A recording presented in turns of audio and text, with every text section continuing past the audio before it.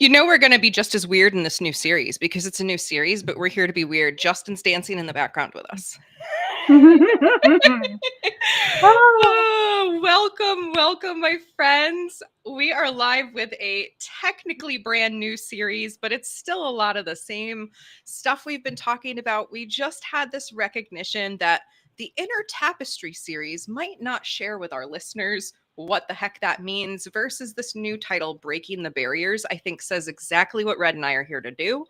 And we're going to do that through continuing to have these really in-depth conversations about shadow work, about breaking through the bullshit, all of that same stuff, just in a slightly new format with pretty rebranding, shadow and light themed, you know how we do. So you can expect a lot of the same themes, conversation styles, etc. But we're also going to be making it a little bit more bite-sized because we tend to cover a lot of stuff. So today, we're going to actually start with the topic of this show, the new rebrand, Breaking the Barriers. And I'd like to just start by us introducing ourselves as we always do, but with really a little bit of a story layered in here about why we came to this path in the first place. So I came to my healing path through my own trauma, really, and understanding that what I had gone through was inviting me to help other people navigate similar things, because unfortunately my reality matched way too many people's reality, and I knew that I needed to do something about it. So that kind of was the thing that kicked off my path. So I'm Safrianna Luna, the Queer Spirit Guide, and now I help visionary entrepreneurs step into their dreams and get out of their own way so that they don't live in burnout and keep themselves small. That's what I do these days.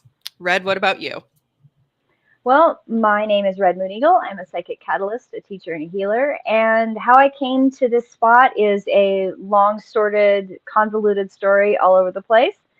I do also have a fair amount of trauma, but I would say that one of the things that brought me to this particular place is that I've been doing shadow light work with people for decades. And in doing shadow light work with people for decades, one of the things that I spend so much time doing is breaking down those barriers that people think are this monolithic thing, or the monster under the bed, or the fear baby that they carry with them, or all of these manifestations of how we hold on to trauma and how we hold on to that paradigm. And I can't say I'm exempt from that. I've definitely done my own journey, but one of the beautiful things I love about this particular work is helping people know that they're not alone in this, and we're not. So, Yes. yeah. We are so not alone in this work, but yes, that's a big barrier that we think exists, is that we are all alone. I would say that is Yeah. one of the biggest things that you and I are going to break with people is we're building community, right? We're building this sense of like, it's okay to walk through this shadow journey. So as we get into this, you know, we're both healers. We've had a lot of spicy talks in the Inner Tapestry series. We had an episode all about navigating the bullshit and what a lot of the bullshit narratives in society are. We're going to circle back to a lot of that throughout this series, I'm sure, but I'd like to anchor into just personally some of the barriers that we have broken through.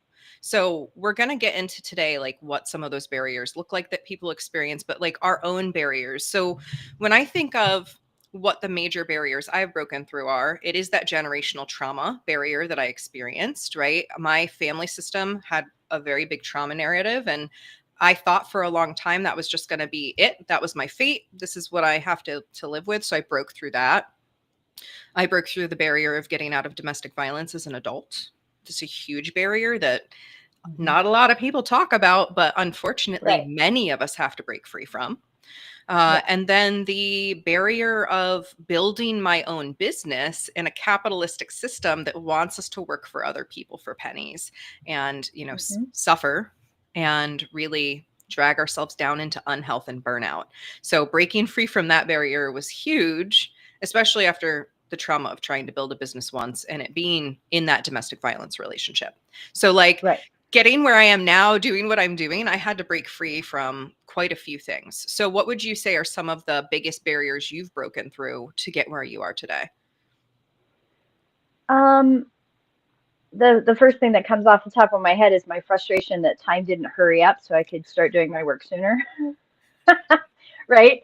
Um, because I've known since I was a small child, like the dark time was a thing, it was coming, and my real work wouldn't be able to start till then. Now I'm in I'm in my 50th year decade, right? So that decade is very much halfway or not quite halfway point, depending on which psychic you talk to. I'm apparently going to live forever. But there is this one big barrier I would probably say is the familial intergenerational trauma piece. I also have that in common with you. Um, Only I did know that I didn't have to take it with me. I just couldn't, for a long time, figure out what that looked like, Mm.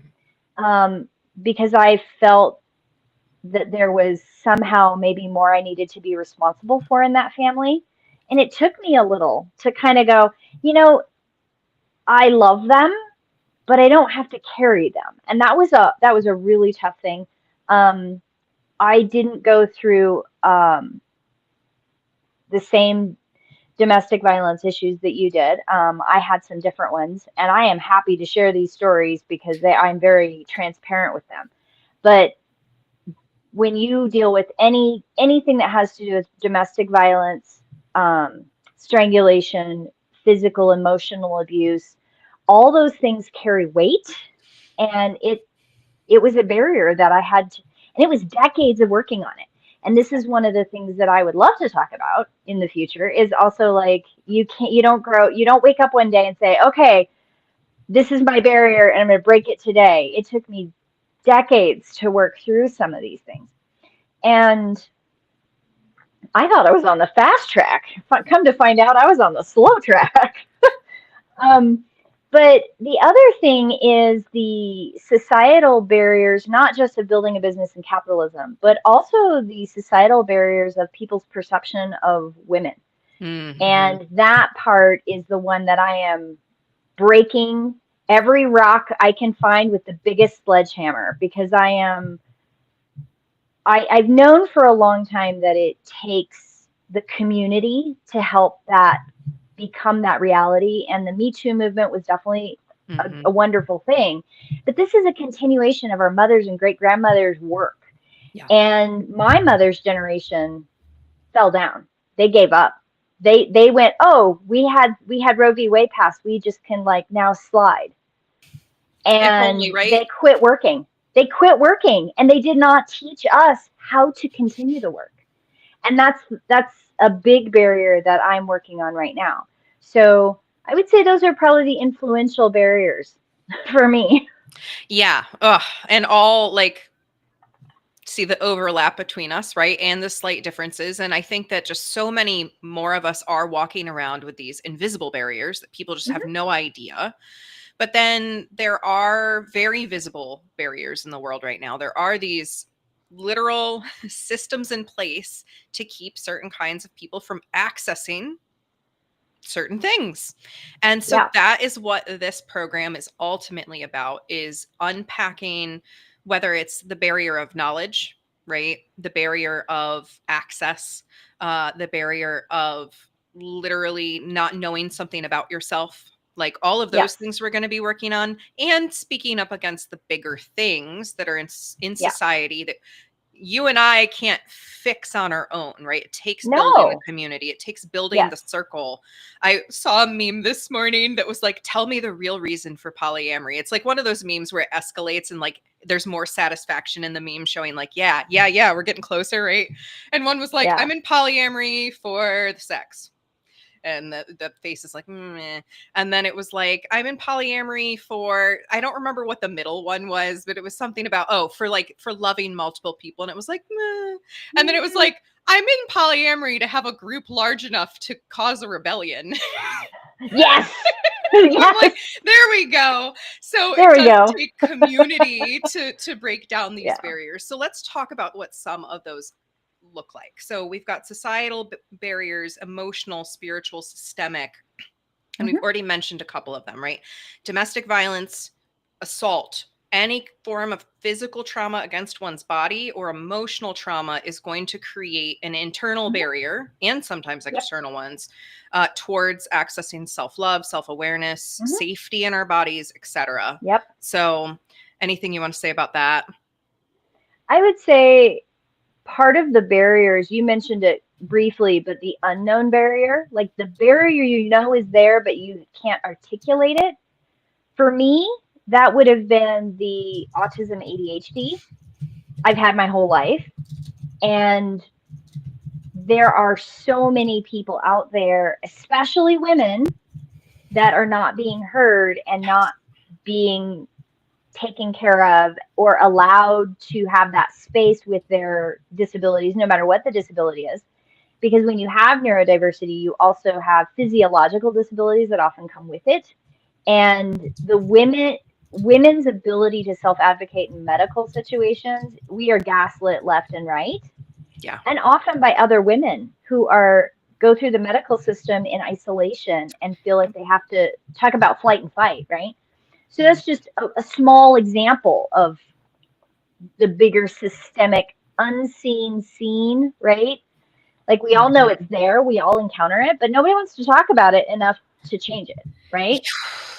That's all of what we're going to be talking about, is like the stuff that no one is talking about. And that's when we're silent, nothing can change. And I think so many of us have this fear that if we speak up, right, we're going to be unalived. We are going to be attacked, ridiculed, whatever, right? Or literally that escalation of harm. But, you know, so many of us, I love that you went right to this disability piece, because I've been recognizing I have my own barrier recently where I have invisible disability. I have chronic illness, and I treat myself like I don't because everybody else treats me like I don't, because they can't see it, right? And that's a huge barrier, because if we are operating, if we're ignoring and we're pushing beyond something that really exists, it's going to create other problems, right? You know, for me, it creates the flare, and then I'm down for a week because I can't do anything because I've pushed myself.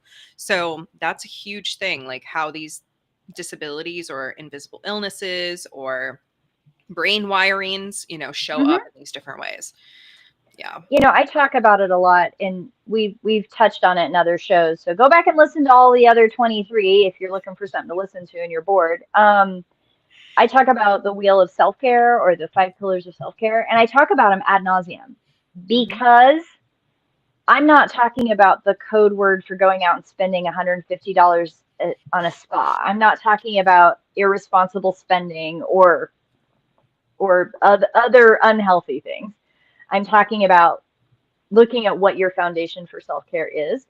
And especially if you have one of those unseen disabilities. I have unseen disabilities, you have unseen disabilities. And because of who we are perceived as in the world, I feel like you and I are both seen as very strong, very capable, solution oriented. We get stuff done. We get a lot of stuff done in a really short amount of time, where everybody else is like, holy shit, how did that happen? But the downside of that is, if we're not managing that ourselves, nobody else is going to manage it. They're going to keep expecting all of the everything all at the same time right now, immediately.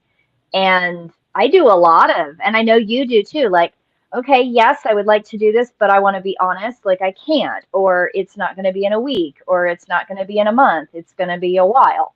And that's got to be okay. Communicating our limits with people, right? Because we can end up creating our own blockages in so many ways. And so much of that, like, I'm so guilty of it being based on agreeing to things that I don't really have the capacity for. I've gotten so much better over the last year with that. But it's still something I'm unhooking from. And I think many of us are, that we literally end up harming ourselves by taking on too much, to where we've got so much stuff stacked around us that we can't move forward in what we want to do. And I think there's another piece in that. We stack it beyond what we can do, and we want to have that community that will help us with it. But we don't often know how to navigate within community. We don't know what that really looks like. We're having to relearn this as a society because we do not know what it looks like. I would say that our great, maybe fifth or sixth great grandmothers a while ago probably had a better idea of what was going on, because if you wanted to communicate with your family that had moved from Georgia to Nebraska, you had to write letters. You had to write those letters, or you had to put pen to paper to communicate. And now we have the ease, right, of modern technology. So we don't talk to our children, we don't talk to our aunts and uncles because they are so quick to reach, in theory, that we don't make the effort. And that's just a small example of within families, but you see that out in the bigger world. Like, I know who my neighbor is on each side of my house, but I don't know the neighbors on the other side of them.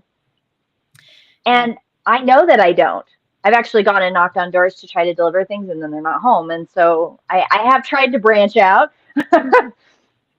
But that's an example in our world that if I don't know who my neighbors are, who am I going to call if I lock myself out of my house? Or, like, what are your resources in the touch it, feel it, taste it, see it, smell it world? Mm-hmm. And we don't know what that looks like. So when we're extending past our invisible illness capacity, I have I call people all the time. I'm like, "Hey, I can't do this. Can you help me with this?" Like, "Hey, I can't do this. Can you help me with this?" And sometimes the other person is like, "No, I can't." I don't take offense to that. I just go to the next person Right. because I'm like, I really do need help. I tell people all the time, I don't ask for help unless I need it, but I'm learning to rely on needing it more. And that's something I'm learning, right? Yeah. We all learning how to do this again. You're learning how to do it. I'm learning how to do it. I know so many people out there in the world that are like, I don't know what this community thing looks like. And how do I rely on people, and how do I make sure it gets done, and what are my touch points? And Yeah. boy, we got a lot of stuff to work on. We got so much stuff to work on. Yeah, there's like several things coming up for me here, right? Because the community piece is a huge barrier for many of us. We did not get educated on how to be in No. relationship. For the most part, I know very few people. Actually, I don't personally know anyone. I'm just going to say it because that's the fact. I don't personally know anyone who was raised in a family system where they taught things like emotional intelligence and Right. nonviolent communication, talking about your feelings, self regulation. It was go to your room, or it was shut up, or it was do that on your own, or I don't want to hear it, or, wipe that expression off your face, don't cry, like all of these messages, instead of Yep. how do we be in community and co-regulate Yep. and connect, right? Like these collaborative dynamics. Instead, we carry this legacy of individualism in most Mm-hmm. modern societies. There are some, and especially societies that are still in their indigenous roots, that are so built Yeah. on community and that mutual Right. support. But then you look at like the United States, no, not one No. little bit. I was told as a kid that I would learn to socialize, I would learn to be in community in school. And school was this hierarchical, literally the most cutthroat environment you can throw a sensitive child. And I will say that I was the sensitive child. And it throws you in this environment of, instead of collaboratively working, it's who's going to be the strong leader and who is going to be the person that runs the show Mm-hmm. and who are the followers. Yeah. And that hierarchy, oh my gosh, like talk about a barrier. Hierarchy is, I would argue, one of our biggest issues in society, because the Yes. idea that any one person or group of people could be better than or more worthy, valuable, Yeah. whatever it be, like is so false. Oh, And yeah. yet I hear it all the time, like in my own family system, in my own friend groups, like, my voice doesn't matter because I'm not here on the ranks. Like I need a higher rank, so to speak, in order to, do this. And Yeah. that is not true. It's not No. true at all. And I it's this us versus them that has really been built to support everything that's happening in modern society. Yeah, I think that there is a big missing piece with how we look at what we think we're teaching about community with children.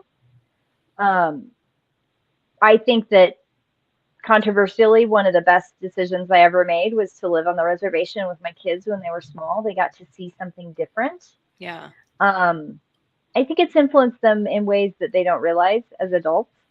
Oh, I'm sure. But I saw some amazing experiences that they both had that I know enriched their lives. And there is something about how our Western culture has toxicified what hierarchical systems, and it creates these huge barriers of, I mean, I'll use domestic abuse as a really good example that, okay, so we get somebody out of a domestic abuse situation, we put them in a halfway home, and then where's the therapy? Where are the services? And in some places, like there isn't a place set up in the community for them to go. They end up going right back to their abuser. Yep. So, and then you get people who, again, these systems that people think are there to be helpful, but they don't understand the stigma, and they'll go, well, why don't they connect with their church? Well, not everybody is Christian and goes to a church. Right. So you're automatically dovetailing and pigeonholing a person's, your perception of what a solution is. And having worked with churches, unfortunately, some churches are very penalizing towards people with domestic abuse, Mm-hmm. and they actually encourage the victim to go back to their abuser. I've actually witnessed this happen and a death come of it. So we can't not talk about, we cannot afford, I've said it for months now, we no longer have the privilege to be quiet and to assume that somebody else is going to do the thing. We all have the responsibility to connect with people, create communities, and solve the problems ourselves. Yes. We do not have the choice. We don't have the privilege anymore because we gave that up. Yeah. And the thing about all of this is that when one barrier exists, when there's like one level of blockage, more are going to follow Oh, because yeah. energy can't flow, right? No. So No. what that really looks like is, let's just keep with the domestic violence example. So someone's in a domestic violence situation, they're trying to get resources to get out, but because they are traumatized, exhausted, burnt out, just trying to be in survival mode, they get sick, right? And then that compounds, and then suddenly they can't work. Now they don't have the resources to even try to get out because they are sick. Oh, now the healthcare system is involved and it's not really taking care of them. So that's another compounding stress that's now on top of it. And so when there is one barrier, there are likely going to be more. And we see the major barriers that exist right now mostly have to do with gender, with race or ethnicity. And there's this weird religion piece. I want to go back to that because we are seeing an increase in Christian nationalism, which is spouting that is the one way to think, one and only way to exist in the world, right? And that's most definitely not the case because there's all kinds of ways to exist in the world. And so when that becomes a barrier, if you don't believe exactly this way, you will be marginalized, penalized, attacked, whatever, right? That's a barrier we cannot afford as a collective to allow to be built to completion, because it's trying to be built right now.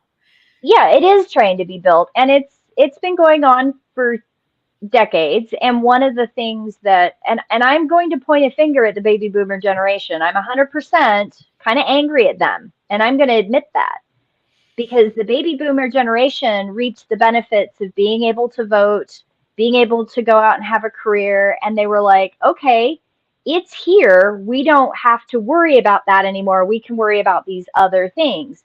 And the next 3 generations after them, fourth generations, depending on how you count and when you were born, you have people that were not taught, right, the skills of how to build community in a healthy way. Their parents didn't have it anyway. So anyway, but you add on top of that this overwhelm, this anxious overwhelm, this development of extensive technology.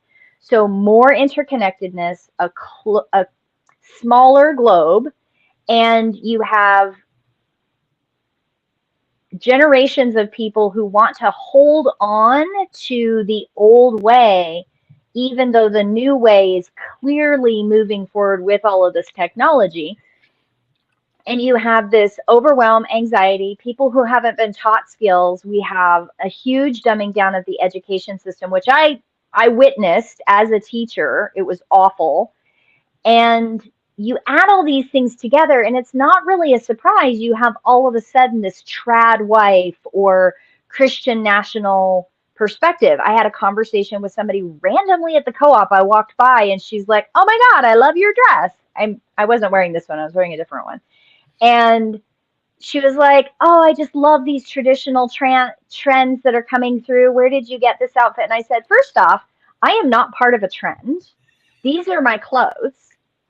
And two, I do not subscribe to traditional trends. I'm wearing what is comfortable to me." And she goes, "Well, it makes you look more feminine." I said, "And what would you do if I told you that I don't consider myself a woman?"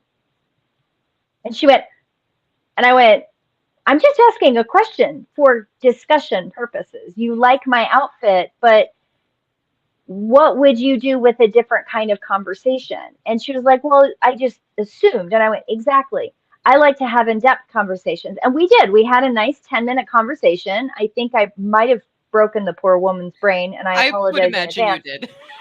But I mean, she's literally carrying a clearly under 1 month birthed baby in a sling, which I wish I had slings available when my sons were small, because I would have used that.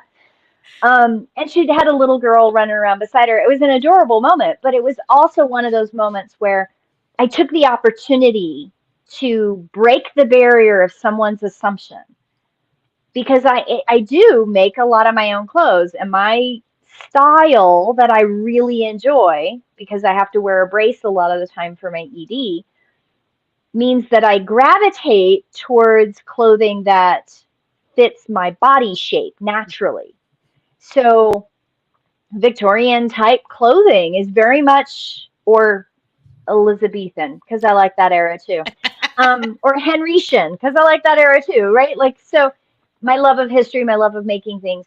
But when we're looking at breaking barriers, I take every opportunity when someone goes, "Oh, I like your clothes.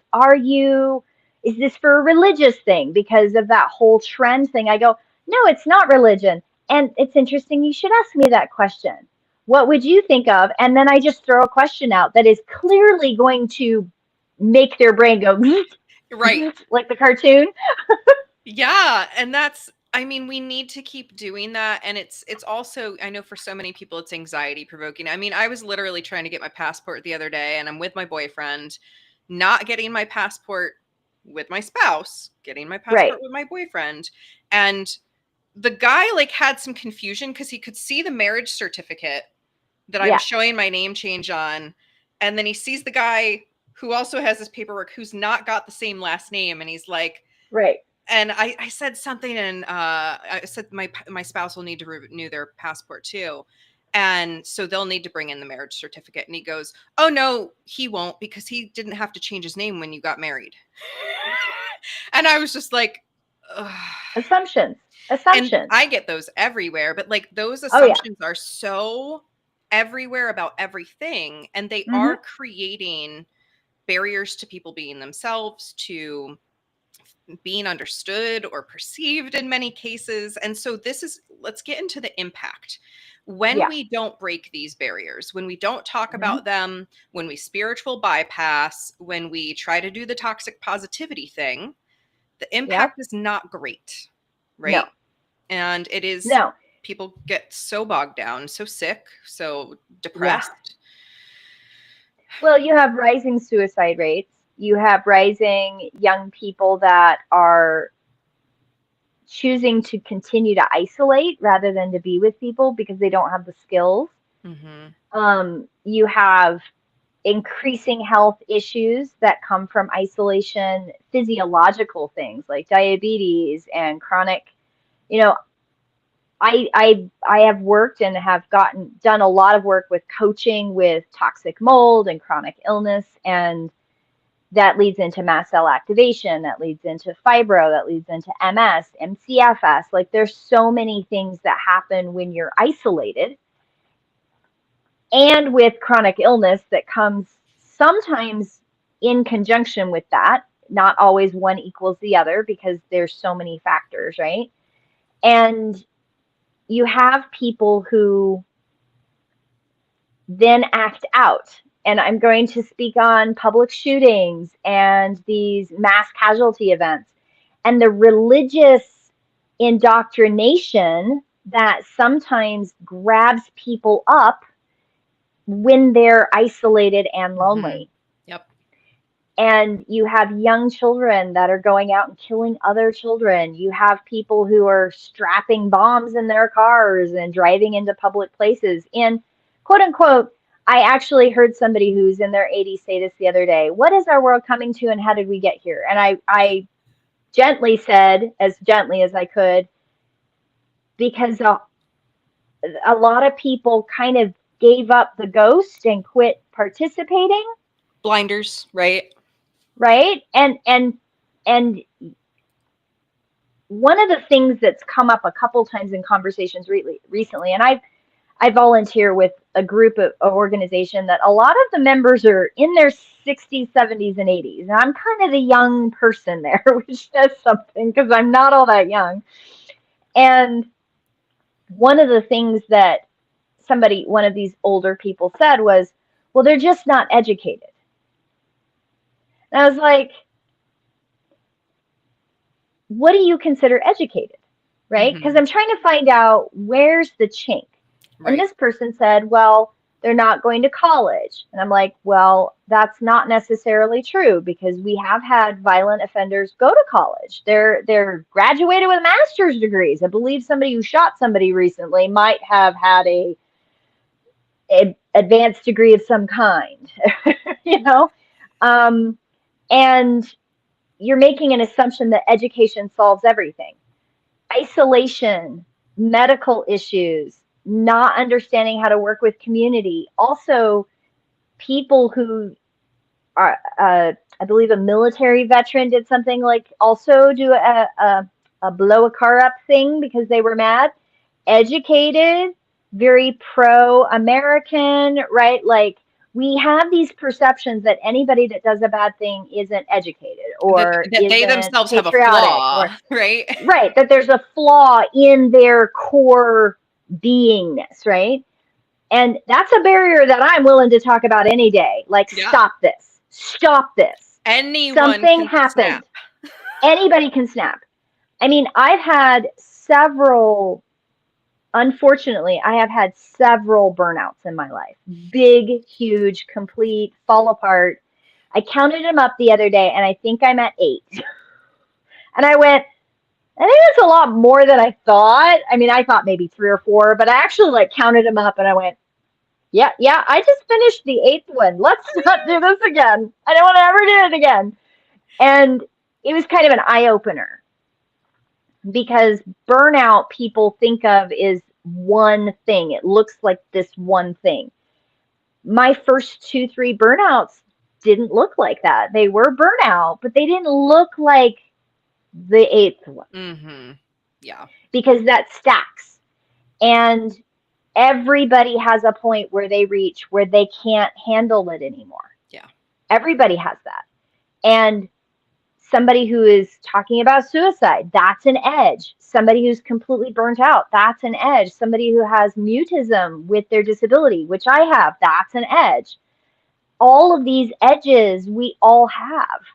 And I'm not going to look at somebody who blew up a bomb in a car or killed 15 people using their car as a weapon. I'm not going to say, oh my God, what an evil, horrible person they are. Where was their edge? What happened to them that tipped it? And Mm-hmm. where were they vulnerable to these organizations that use manipulative brain? I mean, we know the brain really well. Unfortunately, with that, we also know how to manipulate people. We know how to twist them into a pretzel to get them what we want them to do, to control Yeah. and take away someone's free agency. We know how to do that through Just look at, psychology. yeah, I was going to say, look at like advertisement psychology alone, right? Oh And my you God. unpack a whole field of, we're literally teaching you how to manipulate people's psyche using color, font, word, this, Yep. that. So why would we not expect that a religious organization, a group of, Government, yeah, a government, a group of angry people corporations. online, corporations, right? Like, for me, something that I talk about a lot, it does not excuse it in any way, shape, or form, but is this trauma piece that everything rolls back to trauma. People that Yep. are doing harm to others aren't Mhm. happy people. They're not Correct. happy people running around like, I am so joyful. Let me do this awful Yeah. thing to, to this No. other person. That's not Hurt how it works. hurt people hurt people. Yes, Period. biggest, like that is one of the few cliche sayings I 1000% agree with, is that, because Yep. that is exactly it. And it all stems back to this lack of relational skills that we have Yeah. collectively, and why we have to talk about things, why we have to heal out loud, right? That's part of my Yep. mission, is the healing out loud, is sharing in my poetry books and my social Yes. posts and my lives, whatever, about my experiences, so other people Mhm. go, oh, I'm not alone in that. Right. I think so many of us genuinely think when something really bad has happened to us, or we're experiencing like a hitting that wall, we're like, oh, this Yep. is only happening to me because there's something wrong with me. I'm not enough, or this wouldn't be Right. here. Or I should do this, or Hmm. I should, or I need to, or I'm All these ashamed judgments. of, or I'm afraid of, or I'm going to disappoint somebody. Like all of these things.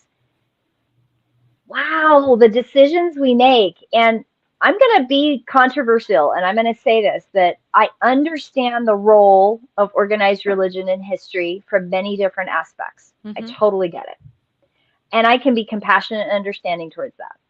And I'm going to say it out loud. Religion is a cult. I don't care which one you pick.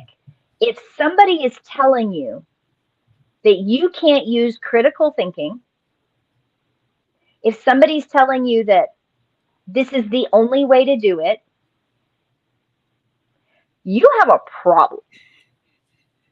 Yes. If anyone's telling you what to do, or you are going to be harmed in some way, right? Like, so religion, I mean, at 4 years Sin, old, sin, yes, hell. 4 years Oh, old, I was literally in my bed at 4 years old crying because I had been told I was going to hell. I had no idea what that meant, but I knew it was really bad. And as a bio number with fear, you better believe I was very afraid. And that is like, there's so many of those narratives in the world right now, like, if this then that, and you have to do this or that, and we have to break that open. yeah, We have to free people from that story. yes. And also, this, I don't know what to call it because I think there have been a lot of different terms. Maybe you can help me with this, but there's this, the multi level marketing, MLMs, yes. um, cult like Tony Robbins. There's a lot of them, but his name's come up a lot the last 2 weeks, and it makes my skin crawl. Just FYI, like when you give up your agency, what is that called, Safrianna? What is that called? I don't, there's no word that comes to mind for exactly that, but yeah, this, We it need is to a, come up with one. we We need need to to. identify this. It's like an identity bypassing, right? Like, I'm It is. externalizing my authority to someone else instead of my own internal authority. So that Yeah. leads me into one of the other questions I wanted us to cover today, which is, what is the difference for us between breaking barriers and causing more harm, right? Because obviously, Mm. when we're going out here and we're trying to break down these systems and we're trying to do things, like the first thing that comes to mind for me, just to differentiate, is like breaking barriers can look like talking and asking questions. But if I start trying to break barriers for Black people without asking those people Right. what the heck they need, then I'm going Right. to do harm, because I'm going to be using my own lens of experience and trying Mm-hmm. to apply it to a Yeah. population I'm not a part of. So when we're breaking barriers, we want to work on our own barriers first, and we Mm-hmm. want to ask other people what Yeah. they need to navigate their own Mm-hmm. liberation. How can we Yep. support them, not do it for them? Right. Because when we do things for other people, also, it doesn't tend to stick. No, because it's Because not we're their enabling choice. them to just kind of stay passive in a situation. Yeah. I mean, choice is so important. It's interesting. I do not remember. I really don't. I don't remember the first time I realized that people didn't understand choice. I just kind of, over the years, have just gotten more and more frustrated. Like, I don't understand why you don't understand that choice is everything. Mm-hmm. That's part of the journey of this life is choice. And I'm not going to assume, I'm going to want to understand if you don't have choice. Please explain to me why you don't have choice and explain to me how I can help you have choice. Because to me, choice is foundational of everything in this world. And when we're breaking barriers, I think one of the things that I lean into is asking lots of questions. I actually had a session with someone not very long ago. I don't really remember which kind of session it was, but I do remember the end because the person goes, "You ask a lot of hard questions."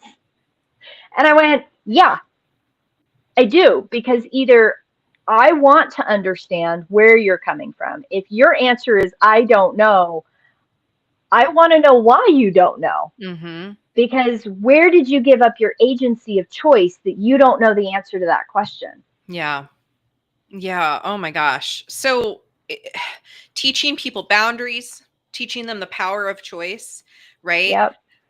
And so many of us, just with that piece, that choice piece, a lot of it comes from that religious piece for many of us, that we don't think we Yep. have a choice because we've been taught not to ask Hmm. questions, not to critically think, right? So Yep. important to talk about that. But also, when we're talking about not doing harm, goes Hmm. back to the sustainability of the change, because we talked Yep. about how, a generation of women got the right to vote, and they're like, cool, we did the thing, we're going to sit down now, we can carry We're on. done. We're done. That's not My sustainable. No, We need my it to keep mother going. told me, my mother told me literally, "We have Roe v. Wade. Don't worry about it. We'll never lose the right to our bodies now." And I was like, and the longer I've lived and then seen what I've seen, I'm like, how far in the head can you stick your, how far in the sand can you stick your head? I can't even Yeah, say it right. Um, Obviously pretty damn deep pretty if you damn can't be deep. aware that the warning signs have been here the whole time. Yeah. And everybody's standing around us surprised. And I'm like, why are you surprised? Were you not paying attention? When did you give up your agency of choice? Mm-hmm. Right? Because they did. They gave up Yes. their choices, their decisions. They gave up the power that generations of women fought tooth and fucking nail to hold on to. I'm never going to get through one of these without cussing. I'm sorry. I You keep don't trying, have but it to. just never This works. is not, this is an explicit program. This is a program where, I mean, every episode technically should have a trigger warning, because we don't bypass like this stuff. So, yes, as we come to the end of our time today, I'd want to reemphasize that that's where we're going in this program, right? So, if there are topics that you want to see us talk about, please feel Real free, ones. like real topics. Now, Shadow Side with Safrianna, where I talk about random things and it's sometimes just me, right? I'm going to do an episode on lunar hair care at some point. That is not this Yeah. one. That is not this Right. program. That's not this program. This This program, is the hot stuff. This I is the mean, hot I stuff. talk about the hot stuff in the other one sometimes, but I'll give my viewers the occasional froofy, like, yeah, let's talk Yeah. about gardening with the moon and whatnot. Sure. But we will be covering things in this program like blueprint contracts, like our foundational gifts again. We'll be talking more about the four sisters in the future, which is Earth, Atlantis, Lemuria, and Mintaka. For those of you who are following along with that, we'll be talking about the biological numbers and their light and shadow work. So we've got a ton of stuff that we already have lined up. But if there are specific things you want us to talk about, please let us know, because we are breaking these barriers by talking about the things that really need to be talked about. So is there anything else you want to share today, Red? You've shared so much wisdom just about like the power of choice and, you know, really like finding that inner voice again is the biggest piece of advice I think people can take away today. But is there anything else that you wanted to share? I think mostly when you're looking at finding that inner voice and breaking down barriers, one of the things that I encourage people to really think about is this podcast, this show is supposed to be deep. It's supposed to be going to the bottom, cutting out all the shit, throwing away all the dross, and getting to the core thing. And to do that, you've got two people here who have, we're facing racism. We're facing our anti-racist, being anti-racist, facing the racism of our ancestry and history, the multicultural facets of what have brought us here. We're also facing, a lot of the pebblings that we've done through the whole show, but also we're trying to do it in a way that is conscientious, that it is uncomfortable, it is going to make you think, and it's okay to be uncomfortable. It's okay to go, wow, I had not thought of that, and I don't know enough about that, and it's okay to be overwhelmed. Yes. So it's okay, because you aren't doing it alone. You're never going to do it alone. We are supposed to be doing it with each other. And if you're out there alone, tap in. I do YouTube videos. Safi does YouTube videos and podcasts. I know we have a community space. We have a community space. We do a lot of stuff so that anybody that comes in doesn't feel like they're doing it alone. Yeah. It's hard when maybe you live in a house in the middle of North Dakota on a 50-acre ranch. Like, it takes you 2 hours to get to the store. I get it. You're kind of alone, but you're not alone, because we all have a unique journey, and it's all meaningful, and we need to share those journeys so we can learn from each other. Yes. Yeah. Thank you for that. And I just want to conclude with a little wisdom from internal family systems, because this really, like, I have never stopped thinking of it since. It's been so many years since I gained this perspective, which is that we are all, at least those of us in the United States, I can't speak for everywhere in the world, but everybody here carries four major legacy burdens, which is sexism, misogyny. Yep. Specifically, when we say sexism, there is no reverse sexism, there is no reverse racism, my friends. Nope. So sexism is misogyny, anti-women, yep. Anti-femininity, the legacy of racism, so people of yep. color, the legacy of individualism, which is I have to do this alone, and the yep. legacy of consumerism. I have to have the money and buy the thing in order to be worthy, right? All of these are things that we are trying to break free from, and all of those take these immensely difficult, challenging conversations that aren't comfortable. Mm-hmm. Who wants to talk about racism? Who wants to talk about sexism?